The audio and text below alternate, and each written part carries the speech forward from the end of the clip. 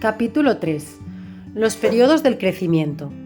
Según algunos psicólogos, que han seguido al muchacho y al joven desde el nacimiento hasta la edad universitaria, en el transcurso del desarrollo existen diversos y distintos periodos. Esta concepción, derivada de W. Stern, fue adoptada pronto por otros, en particular por C.H. Buller y sus seguidores, mientras que se puede afirmar que desde otro punto de vista, la escuela freudiana la había desarrollado notablemente. Es un concepto distinto del que se seguía anteriormente, según el cual en los primeros años del individuo humano tiene un contenido bastante pobre, que se enriquece con su crecimiento. Por tanto, según este concepto, el individuo es algo pequeño en vías de desarrollo, algo diminuto que aumenta, conservando siempre la misma forma. Abandonando este viejo concepto, la psicología reconoce actualmente que existen diversos tipos de psique y de mente en los diversos periodos de la vida. Estos periodos son netamente distintos entre sí, y es curioso constatar que coinciden con las diversas fases del desarrollo físico. Los cambios son tan importantes psíquicamente hablando que algunos psicólogos, intentando aclararlos, han exagerado hasta expresarse de este modo: el desarrollo es una sucesión de nacimientos. En determinado periodo de la vida, un individuo psíquico muere y nace otro. El primero de estos periodos va desde el nacimiento hasta los 6 años. En este periodo, que también tiene manifestaciones muy distintas, el tipo mental permanece constante. Desde los 0 hasta los 6 años, el periodo tiene dos fases subdistintas. La primera, desde los 0 hasta los 3 años, muestra un tipo de mentalidad a la cual el adulto tiene difícil acceso, es decir, sobre la cual apenas puede ejercer una influencia directa y, de hecho, no existen escuelas para estos niños. Sigue otra subfase, desde los 3 hasta los 6 años, en la cual el tipo mental es el mismo, pero el niño empieza a ser particularmente influenciable. Este periodo se caracteriza por las grandes transformaciones que se suceden en el individuo. Para convencerse de ello, basta pensar en la diferencia que existe entre el recién nacido y el niño de 6 años. De momento, no nos interesa cómo tiene lugar esta transformación, pero el hecho es que a los 6 años el individuo, según la expresión común, ya es lo bastante inteligente para ser admitido en la escuela. El periodo sucesivo va desde los 6 hasta los 12 años y es un periodo de crecimiento, pero sin transformaciones. Es un periodo de calma y serenidad, y psíquicamente hablando es un periodo de salud, de fuerza y segura estabilidad. Esta estabilidad física y mental, dice Ross, hablando de niños de esta edad, es la característica más sobresaliente de la niñez más avanzada. Un ser de otro planeta que no conociera la raza humana fácilmente podría tomar por adulto de la especie a estos pequeños seres de 10 años, si no tiene ocasión de ver adultos. En cuanto al físico, existen signos que parecen fijar los límites entre estos dos periodos. La transformación que tiene lugar en el cuerpo es muy visible. Citaré solamente el hecho de que el niño pierde su primera dentición e inicia la segunda. El tercer periodo va desde los 12 hasta los 18 años y es un periodo de transformaciones tales que recuerda el primero. Este último periodo puede subdividirse en dos subfases, una que va desde los 12 hasta los 15 y otra desde los 15 a los 18. Este periodo también se caracteriza por transformaciones del cuerpo que alcanzan la madurez de su desarrollo. Después de los 18 años, el hombre puede considerarse completamente desarrollado y no se produce en él ninguna transformación notable, solo crece en edad. Lo curioso es que la educación oficial ha reconocido estos diferentes tipos psíquicos. Parece que haya tenido una oscura intuición de ello. El primer periodo, desde el nacimiento hasta los 6 años, ha sido claramente reconocido y ha sido excluido de la educación obligatoria, mientras que se ha observado que a los 6 años se produce una transformación en virtud de la cual el niño resulta bastante maduro para ser admitido en la escuela. Por tanto, se ha reconocido que el niño ya sabe muchas cosas, lo que le permite frecuentar la escuela. En efecto, si los niños a los 6 años no pudieran orientarse, ni caminar, ni comprender lo que les dice el maestro, no podrían participar en la vida colectiva. Podemos afirmar que se trata de un reconocimiento práctico, pero los educadores nunca han pensado que si el niño puede ir a la escuela, orientarse, comprender las ideas que les son transmitidas, debe estar desarrollado mentalmente, dado que al nacer era incapaz de todo. El segundo periodo también ha tenido reconocimiento inconscientemente, pues en muchos países los niños generalmente dejan la escuela elemental a los 12 años para entrar en las superiores. ¿Por qué el periodo comprendido entre los 6 y los 12 años ha sido considerado adecuado para enseñar al niño las primeras nociones fundamentales de la cultura? Ya que esto ocurre en todos los países del mundo, sin duda no se trata de una inspiración casual. Solo una base psíquica común a todos los muchachos puede haber permitido este tipo de ordenación escolar, que es una indudable conclusión de un razonamiento basado en la experiencia. En efecto, se ha experimentado que durante este periodo el niño puede someterse al trabajo mental que exige la escuela, puede comprender lo que dice el maestro y tiene suficiente paciencia para escuchar y aprender. Durante todo este periodo es constante en su trabajo y fuerte de salud. Por ello, se considera este periodo como el más adecuado para recibir la cultura. Desde los 12 años de edad se inicia una escuela de orden superior, lo que significa que la educación oficial ha reconocido que en esta edad comienza un nuevo tipo de psicología para el individuo humano. También se ha reconocido que este tipo se manifiesta a través de dos fases, como demuestra el hecho de que las escuelas superiores se hayan divididas en dos partes. Tenemos una escuela secundaria inferior y una superior. La inferior abarca unos 3 años y la superior a veces 4. Sea como fuere, no importa el periodo exacto de años en que se divide la enseñanza, solo interesa considerar la sucesión de los periodos en la escuela secundaria. Los psicólogos, que se han interesado por la educación en el periodo de la adolescencia, lo consideran como un periodo de tales transformaciones psíquicas que se puede comparar al periodo que va desde el nacimiento hasta los 6 años. A esta edad, generalmente el carácter no es estable y surgen manifestaciones de indisciplina y de rebelión.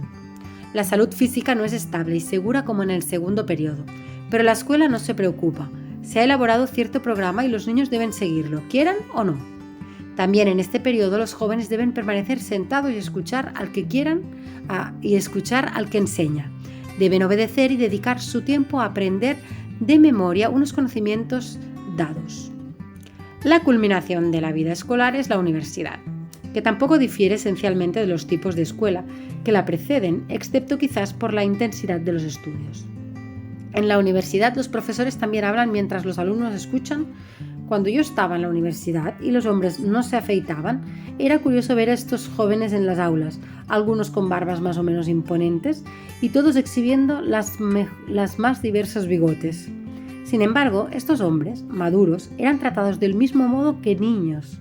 Debían sentarse y escuchar, someterse a los profesores, depender para los cigarrillos y los medios de transporte de la liberalidad de los padres, dispuestos a amonestarles cuando se aproximaban los exámenes.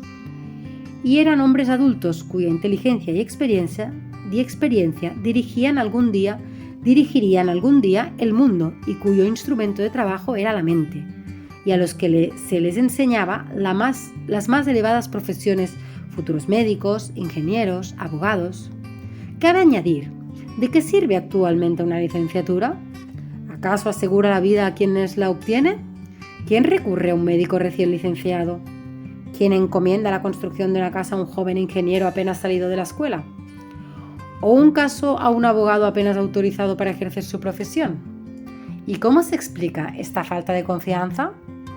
La razón es que estos jóvenes han pasado años y años escuchando la palabra de los maestros, y escuchar no forma al hombre. Solo el trabajo práctico y la experiencia conducen a los jóvenes a la madurez. Por ello encontramos jóvenes médicos que deben practicar durante años y mucho tiempo en los hospitales, jóvenes abogados que deben hacer prácticas en los bufetes de un jurista ya experto, ingenieros que deben hacer lo mismo para poder ejercer independientemente su profesión y conquistar una experiencia propia. Y a ello se suma el hecho de que para encontrar profesión y para encontrar dónde realizar las prácticas, el licenciado debe buscar influencias, recomendaciones y vencer numerosas dificultades. Este triste hecho se puede afirmar que ocurre en todos los países. Un caso típico ocurrió en Nueva York, donde se organizó un séquito de intelectuales compuesto por un centenar de individuos que no habían podido encontrar una ocupación. Llevaban una pancarta con el siguiente lema: «Estamos sin trabajo, tenemos hambre, ¿qué debemos hacer?». La situación no ha cambiado. La educación se halla sin control y no abandona sus inverteradas costumbres. solo se ha reconocido la existencia durante el crecimiento del individuo de diversos tipos de desarrollo en diversos periodos de la vida. El periodo creativo. En los años de mi juventud, nadie tenía en cuenta a los niños de los 2 a los 6 años. En cambio, ahora existen instituciones preescolares de diversos tipos que acogen a los niños de 3 a 6 años. Pero incluso hoy, como antes, se considera que la universitaria es la parte más importante de la educación, porque los que han cultivado mejor la facultad esencialmente humana llamada inteligencia provienen de la universidad. Pero ahora que los psicólogos han empezado a estudiar la vida misma, se ha producido una tendencia completamente opuesta. Actualmente, muchos sostienen, como yo, que la parte más importante de la vida no es la que corresponde a los estudios universitarios, sino al primer periodo que se extiende desde el nacimiento hasta los 6 años. Porque es en este periodo cuando se forma la inteligencia, el gran instrumento del hombre, y no solo la inteligencia, sino también el conjunto de las facultades psíquicas. La nueva idea ha producido una gran impresión en los que tienen cierta sensibilidad por la vida psíquica, y muchos se han dedicado al estudio del recién nacido, del niño de 1 año, el cual era la personalidad del hombre. Ocupados en esta misteriosa revelación de la vida, los estudios experimentan la misma emoción que aquellos que en los tiempos antiguos meditaban sobre la muerte. ¿Qué ocurre cuando llega la muerte? Esta pregunta estimulaba la meditación y antiguamente acentuaba la sensibilidad. En cambio, actualmente el hombre en su primera aparición en el mundo se convierte en tema de intensa reflexión. En el recién nacido se descubre al hombre. ¿Por qué tiene que sufrir una infancia tan larga y penosa? Ningún animal tiene un periodo infantil tan difícil. ¿Qué ocurre durante este periodo? Indudablemente, el periodo infantil es un periodo de creación. Al principio no existe nada y al cabo de 1 año aproximadamente el niño lo conoce todo. El niño no nace con un poco de inteligencia, un poco de memoria, un poco de voluntad, dispuestas a crecer y desarrollarse en el periodo sucesivo. El gatito puede maullar desde el nacimiento, aunque de forma imperfecta. El pajarito o el becerro también tienen una pequeña voz, la misma que, aumentada, será la voz de su especie. El hombre solo tiene un medio de expresión al nacer, el llanto. En el caso del ser humano, no se trata por tanto de desarrollo, sino de creación, que parte de cero. El maravilloso paso realizado por el niño es el que lo conduce de la nada a cualquier cosa, y a nuestra mente le resulta difícil comprender tal maravilla. Para dar este paso es necesario un determinado tipo de mentalidad, distinta de nuestra mentalidad de adultos. El niño está dotado de otros poderes, y la creación que realiza no es insignificante, es la creación de todo. Crea no solo el lenguaje, sino que plasma los órganos que le permiten hablar. Con cada movimiento físico crea cada elemento de nuestra inteligencia, todo aquello de que está dotado el individuo humano. Conquista maravillosa que no es producto de una mente consciente. Los adultos son conscientes. Si tenemos la voluntad y el deseo de aprender cualquier cosa, nos disponemos a hacerlo, pero en el niño no existe ni conciencia ni voluntad, porque conciencia y voluntad están por crear. Si llamamos consciente a nuestro tipo de mente adulta, la del niño debería ser llamada inconsciente, pero una mente inconsciente no significa una mente inferior. Una mente inconsciente puede ser rica en inteligencia. Este tipo de inteligencia es fácil de encontrar en cada ser, y también se halla en los insectos, inteligencia que no es consciente, aunque a veces parece dotada de razón. Es de tipo inconsciente, y el niño realiza sus maravillosas conquistas empezando por el conocimiento del ambiente, en cuanto está dotado de este tipo de mente. ¿Cómo ha podido el niño absorber su ambiente? Precisamente por una de las características particulares que hemos descubierto en él. Un poder de sensibilidad tan intenso que las cosas que lo rodean despiertan en él un interés y un entusiasmo que parece penetrar su misma vida. El niño asimila todas estas impresiones no con la mente, sino con la propia vida. La adquisición del lenguaje es el ejemplo más evidente de ello. ¿Cómo aprende el niño el lenguaje? Se responde que está flotado de oído y que escucha la voz de los seres humanos, y de ese modo aprende a hablar. Aun admitiendo este hecho, debemos preguntarnos por qué entre millones de sonidos y rumores diversos que lo rodean, oye y selecciona solamente la voz del hombre. Si es cierto que el niño oye y si es cierto que aprende solamente el lenguaje de los seres humanos, entonces esto indica que el lenguaje humano le debe causar gran impresión. Estas impresiones deben ser tan fuertes y deben causar tal intensidad de sentimientos y entusiasmo tan profundo que deben poner en movimiento fibras invisibles de su cuerpo, fibras que empiezan a vibrar para producir aquellos sonidos. Para establecer una comparación, pensamos en lo que nos ocurre cuando asistimos a un concierto. Al cabo de un rato, los rostros de los oyentes muestran una expresión de éxtasis y las cabezas y las manos comienzan a moverse. ¿Qué es lo que nos ha puesto en movimiento sino las impresiones causadas por la música? Algo similar debe ocurrir en la mente inconsciente del niño. La voz le produce tal impresión que no puede ni compararse con la que suscita en nosotros, la música.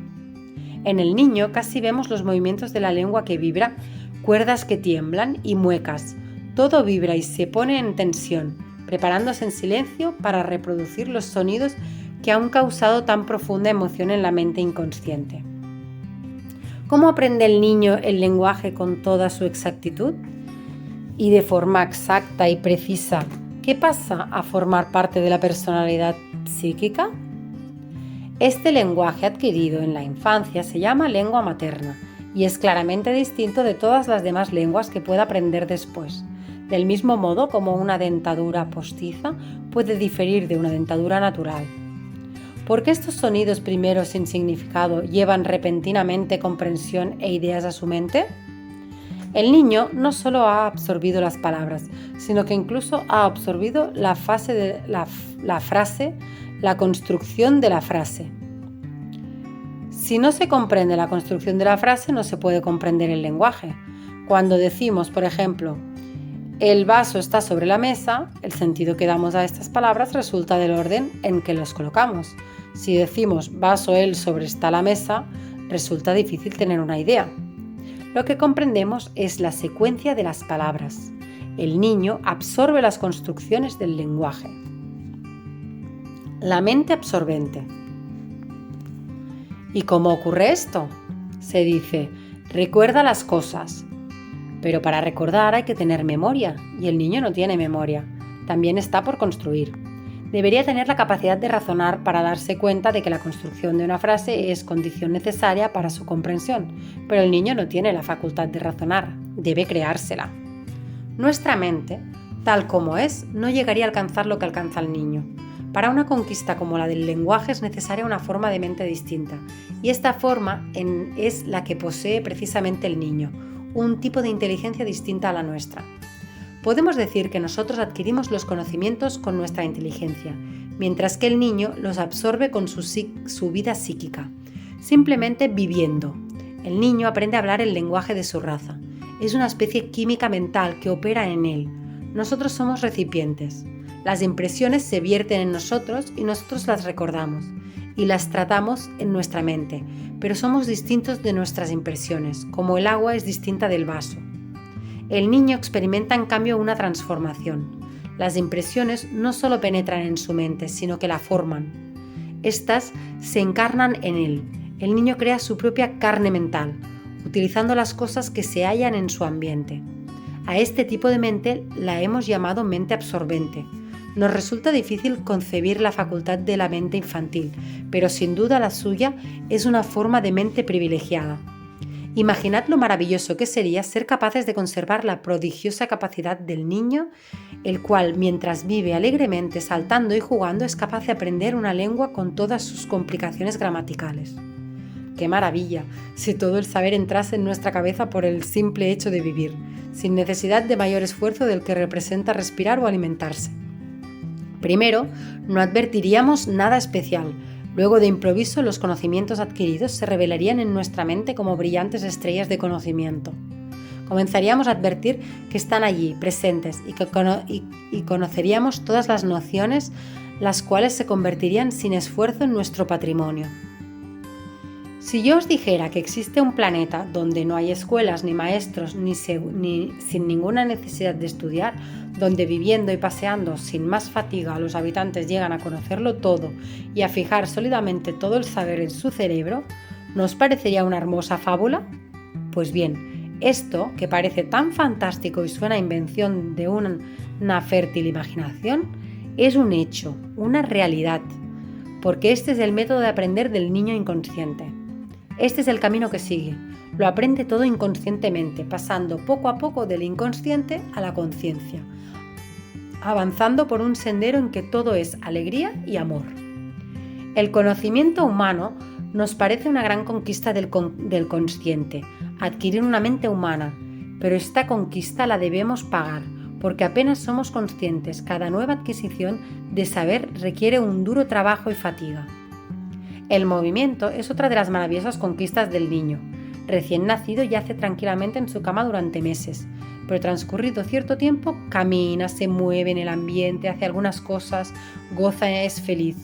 Vive día a día y cada día un poco más, aprende a moverse y el lenguaje penetra en su mente con toda su complejidad, así como el poder de dirigir sus movimientos según las necesidades de su vida. Pero esto no es todo, aprende muchas otras cosas con sorprendente rapidez. Todo lo que se halla a su alrededor lo hace suyo, costumbres, religión, se fijan en su mente de forma estable. Los movimientos que conquista el niño no se forman por casualidad, sino que están determinados en el sentido en que son adquiridos en un determinado periodo del desarrollo. Cuando el niño empieza a moverse, su madre, capaz de absorber, ya ha captado su ambiente. Antes de que empiece a moverse, ya se ha efectuado con él un inconsciente desarrollo psíquico, y cuando inicia los primeros movimientos comienza a ser consciente. Si se observa a un niño de 3 años, se ve que siempre juega con algo. Esto significa que va elaborando con sus manos e introduciendo en su conciencia lo que su mente inconsciente ha absorbido antes. A través de esta experiencia del ambiente, con apariencia de juego, examina las cosas y las impresiones que ha recibido en su mente inconsciente. Por medio del trabajo se hace consciente y construye el hombre. El niño se halla regido por una potencia misteriosa, maravillosamente grande, que ha incorporado su experiencia, primero a través del juego y luego mediante el trabajo. Las manos son el instrumento de la inteligencia humana. En virtud de estas experiencias, el niño asume una forma definitiva y por tanto limitada, ya que el conocimiento siempre es más limitado que el inconsciente y el subconsciente. Entra en la vida y enseguida empieza su misterioso trabajo. Poco a poco asume la maravillosa personalidad adaptada a su época y a su ambiente. Edifica su mente hasta que paulatinamente llega a construir la memoria, la facultad de comprender, la facultad de razonar. Finalmente llega a su 6º año de vida. Entonces, repentinamente, los educadores descubrimos que este individuo comprende, que tiene la paciencia de escuchar lo que decimos, mientras que antes no teníamos medios para llegar hasta él. Vivía en otro plano, distinto del nuestro. Este libro se ocupa de este primer periodo. El estudio de la psicología infantil en los primeros años de la vida nos muestra estos milagros que no pueden dejar de impresionar profundamente a quien se aproxime a ellos. Nuestra obra de adultos no consiste en enseñar, sino en ayudar a la mente infantil en el trabajo de su desarrollo. Sería maravilloso poder prolongar con nuestra ayuda, con un tratamiento inteligente del niño, con la comprensión de las necesidades de su vida, el periodo en que opera en él la mente capaz de absorber. ¿Qué servicio prestaríamos a la humanidad si pudiéramos ayudar al individuo humano a absorber los conocimientos sin fatiga? Si el hombre pudiera enriquecerse de conocimientos sin saber cómo los había adquirido, casi por arte de magia. ¿Acaso la naturaleza no está llena de milagros? El descubrimiento del hecho de que el niño está dotado de una mente capaz de absorber ha producido una revolución en el campo docente. Ahora se comprende fácilmente por qué el primer periodo del desarrollo humano, en el que se forma el carácter, es el más importante. En ninguna otra edad de la vida se tiene tanta necesidad de una ayuda inteligente y cada obstáculo que se interponga en el camino del niño disminuirá las posibilidades de perfeccionamiento de su obra creativa. Por tanto, Ayudaremos al niño no porque lo consideremos un ser insignificante y débil, sino porque está dotado de grandes energías creativas, de naturaleza tan frágil que exigen, para no ser menguadas y heridas, una defensa amorosa e inteligente. Queremos prestar ayuda a estas energías, no al niño pequeño ni a su debilidad. Cuando se comprenda que estas energías pertenecen a una mente inconsciente, la cual debe hacerse consciente a través del trabajo y la experiencia adquirida en el ambiente, cuando nos damos cuenta de que la mente infantil es distinta de la nuestra, que no podemos alcanzarla con la enseñanza verbal, que no podemos intervenir directamente en el proceso que va del inconsciente a la conciencia y en el proceso de la construcción de las facultades humanas, entonces cambiará todo el concepto de la educación y esta será una ayuda a la vida del niño, al desarrollo psíquico del hombre y no la imposición de retener ideas, hechos y palabras nuestras. Esta es la nueva vía que sigue la educación. Ayuda a la mente en sus diversos procesos de desarrollo, secundar sus diversas energías y reforzar sus distintas facultades.